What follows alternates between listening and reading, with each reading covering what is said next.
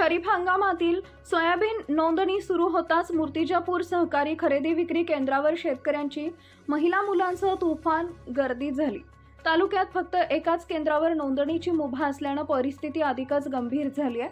सकाळी 6 पासून उपाशी तपाशी रांगेत उभे शेतकरी, त्यात सर्व्हर ठप्प, एक फॉर्म करण्यास अर्धा तासापेक्षा जास्त वेळ आणि शासनाच्या प्रत्येक 7/12 धारकांचा थंब आवश्यक। या कठोर निर्णयांमुळे संपूर्ण कुटुंबाला उपस्थित राहावं लागत आहे। ई-पीक पाहण्यासाठी 7/12 मिळवण्यासाठी तलाठी कार्यालयातही मोठी गर्दी, पण तलाठी 12 वाजेपर्यंत जागेवर नाही हे शेतकऱ्यांसाठी आणखी त्रासदायक ठरत आहे। आम्ही की कैदी, आमचा गुन्हा काय, अशी तीक्ष्ण प्रतिक्रिया शेतकऱ्यांकडून येत आहे। अतिवृष्टी, नापिकी, कमी बाजारभाव यामुळे आधीच ग्रासलेला शेतकरी आज मुलाबाळांसह तहान-भूक विसरून नोंदणीसाठी धावपळ करताना दिसतोय।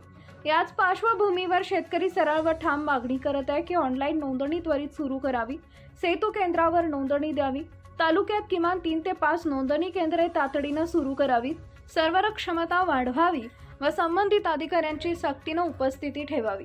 शेतकऱ्यांनी शासनाला थेट प्रश्न केलाय, हमी भावाने खरेदी करणार म्हणता पण नोंदणीच मिळेना की शेतकऱ्यांची नियती का बदलणार? शासनाला तातडीने दखल घेत तोडगा काढावा, अन्यथा संतापणावर होईल असा कडक इशारा शेतकऱ्यांकडून देण्यात आलाय। इंडिया न्यूज R7 उपसंपादक मोहम्मद रिजवान सिद्दीकी।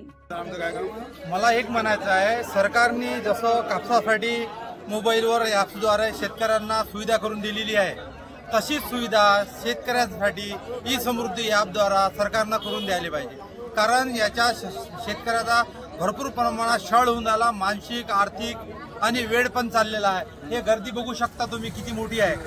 तर याच्यासाठी आपल्याला महाराष्ट्र गव्हर्नमेंटला एक हात जोडून विनंती आहे, त्यांनी हे जे नोंदणीची प्रक्रिया आहे हे मोबाईल ॲपद्वारे करून देण्यात यावी। पणन मंत्र्याला मुर्तेड तालुक्यातील सगळ्या शेतकऱ्यांच्या वतीनं एक विनंती करण्यात येते की कापसाचा जसा ॲप तुम्ही घरून चालू करून सगळ्या शेतकऱ्यांना सुविधा करून दिली होती, त्याच ॲपची तरतूद करून उद्यापासून सर्व शेतकऱ्यांना वैयक्तिक ॲप म्हणजे नाफेडच्या सोयाबीन ॲपची खरेदी चालू करण्यात यावी। जर शासनानं या ॲपची तरतूद केली नाही तर आम्हाला पण तुमच्यासारखं करता येते। हे का आम्हाला का तुम्ही झोरे घेऊन ठेवासाठी का लाईनीत उभं करायसाठी ठेवलं का शासनानं?